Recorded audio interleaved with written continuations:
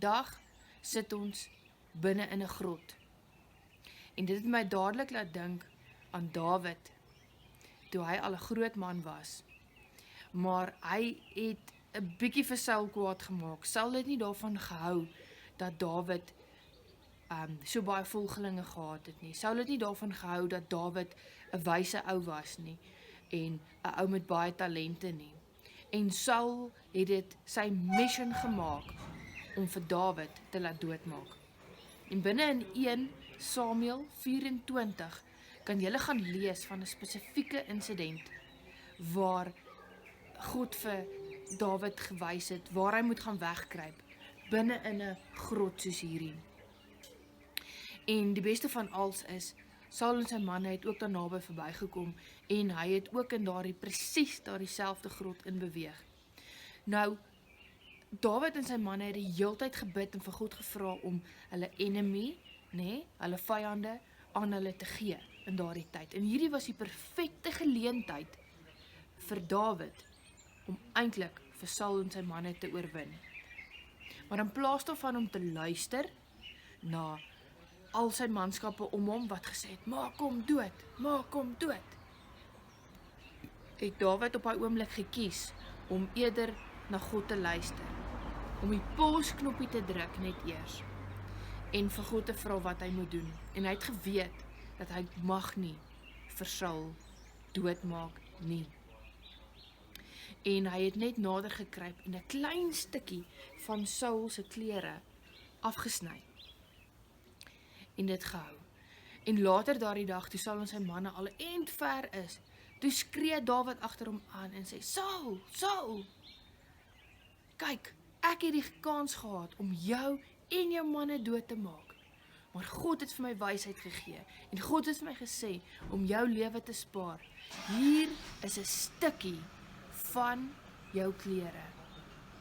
En dit het 'n groot verandering in Saul se hart bewerkstellig. Dit het 'n groot verandering aan sy kant gemaak. En dit is die eerste tegniek van veg wat ek vir julle wil verduidelik vandag. Dit is om te gaan wegkruip, om die pausknoppie te druk en te gaan wegkruip. Ons vergelyk dit ook met 'n skilpad of 'n slak.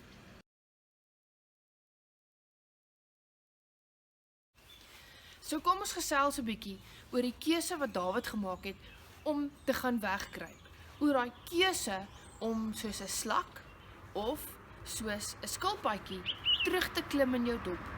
En ons meet dit aan die 2 voorwaardes. Nommer 1, as ons kies om eerder weg te kruip, gaan dit 'n goeie of 'n slegte invloed op ons verhouding hê?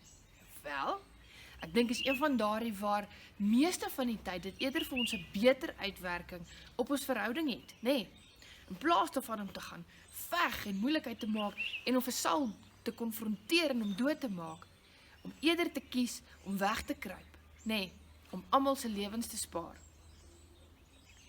Hier en daar is dit tog so dat as ons aanhoudend gaan wegkruip, en nooit opstaan vir onsself nie, dan gaan dit wel sleg wees vir ons verhouding met daai persoon. Dan gaan ons voel ons kan nooit eerlik wees nie. En ons gaan altyd voel of ons verloor.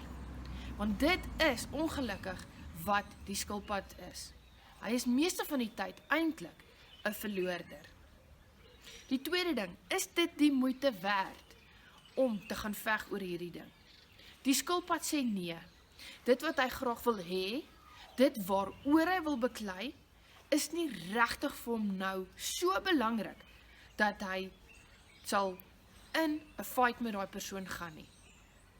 En dit is wat ons moet kies, as ons beklei oor die TV remote, oor wie se beer dit nou is, en so aan, is dit nie die moeite werd om mekaar met die vuiste daaroor te slaan nie. So ons kan dit maar bietjie laat gaan, en later dalk weer terugkom en mooi vra of ons ook 'n beerd kan kry. Dit is nie die moeite werd om 'n tantrum te gooi oor hoeveel lepel suiker oor jou pap moes gewees het nie.